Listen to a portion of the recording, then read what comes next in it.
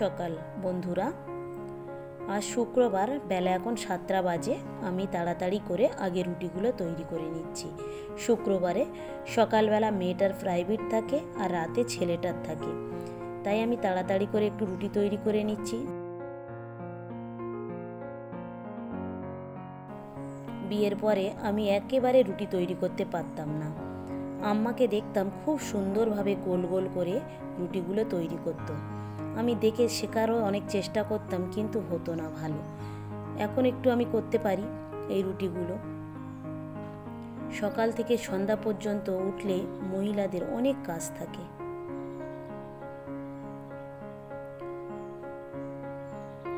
যাই হোক, চাটুটাও গরম হয়েছে, আমি রুটিগুলো একটা একটা করে সব ছেঁকে নিচ্ছি।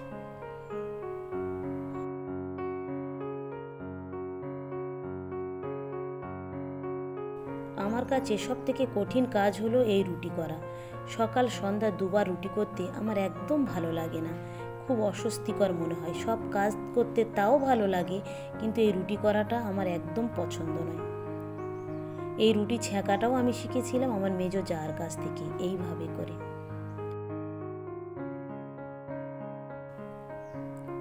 যাই হোক, এক এক করে সব রুটিগুলো তৈরি করে নিচ্ছি, কিন্তু আমার মনটা পড়ে আছে কখন রুটিগুলো হয়ে যাবে আর আমি একটু একটা জিনিস খাবো, যে জিনিসটা আমরা স্কুল বা কলেজ লাইফে খেতাম।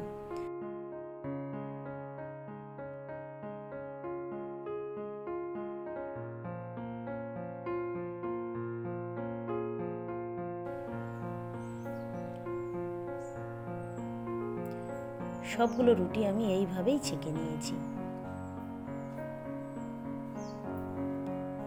মেয়েটা একটু কিছু খেয়ে প্রাইভেটে চলে যাচ্ছে। এদিকে আমি ভাতটাও চাপিয়ে দিয়েছি, কারণ একটু কারখানার দিকেও যেতে হবে। শুক্রবারে অনেক কাজ থাকে, আপনারা জানেন। ওর আব্বুকে আমি খাওয়ার জোগাড়টা করে দিচ্ছি। এখানে আমি দিয়ে দিচ্ছি রুটি আর ঘুগনি, আর দিয়েছিলাম একটু শসা কেটে আর পেঁয়াজ কেটে দিয়েছিলাম। যাই হোক, ওদেরকে তো রুটি ঘুগনি দিয়েছি, আর আমি নিয়ে বসেছিলাম আমার সেই স্কুল কলেজ লাইফের মুড়ি আর ঘুগনি।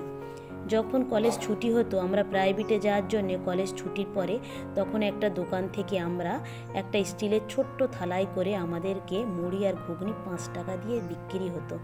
সেই 5 টাকা দিয়ে মুড়ি আর ঘুগনি কিনে আমরা সবাই দাঁড়িয়ে দাঁড়িয়ে কিংবা বসে বসে খেতাম, খুব ভালো লাগতো। আজকে তাই একটু মন চাচ্ছিল এইভাবে মুড়ি ঘুগনিটা খাওয়ার। যাই হোক, বাড়িতে ধনেপাতাও ছিল না, তাই আর ধনেপাতাটা নিলাম না। প্রত্যেক দিনের মতো বাজারও নিয়ে এসেছে। এখানে নিয়ে এসেছে কুলপো শাক আর বেগুন। আর আগের দিনে তো অনেকটা মাছ ধরেছিলাম, আপনারা জানেন। সেই মাছগুলো এখনও অনেকটা ফ্রিজে আছে, তার থেকে কিছুটা নামিয়ে নেব। আর আজকের এনেছিল এই ছোট ছোট চুনো মাছ আর চিংড়ি। তাই চুনো মাছটাকে আমি আলু আর পেঁয়াজ দিয়ে একটু চচ্চড়ি করব, আর চিংড়িগুলো দিয়ে বেগুন রান্না করব। আর কুলপো শাকটা ফ্রিজ থেকে মাছ নামিয়ে আমি একটু কুলপো শাক আলু দিয়ে মাছটা ঝোল করব। ঝটপট করে রান্নাটাও সেরে নিতে হবে। কারখানার দিকে আজকের অনেক কাজ, যেহেতু সামনে পুজোও আছে, একটু বাপের বাড়ি যাব। আগে থেকে কিছু কাজ তো আগিয়ে রাখতে হবে, তা না হলে সেখানে গিয়েও আমরা একটু শান্তিতে থাকতে পারবো না।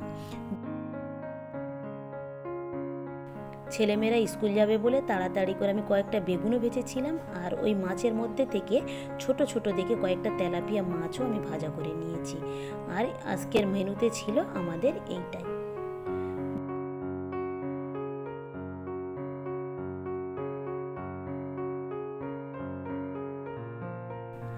আজকে শুক্রবার, যেহেতু ওর আব্বু নামাজ পড়তে গিয়েছিল, তাই আমরা আগেই খেয়ে নিয়েছি, আর ওর আব্বু বাড়ি আসতেই তাকে খেতে দিয়েছি।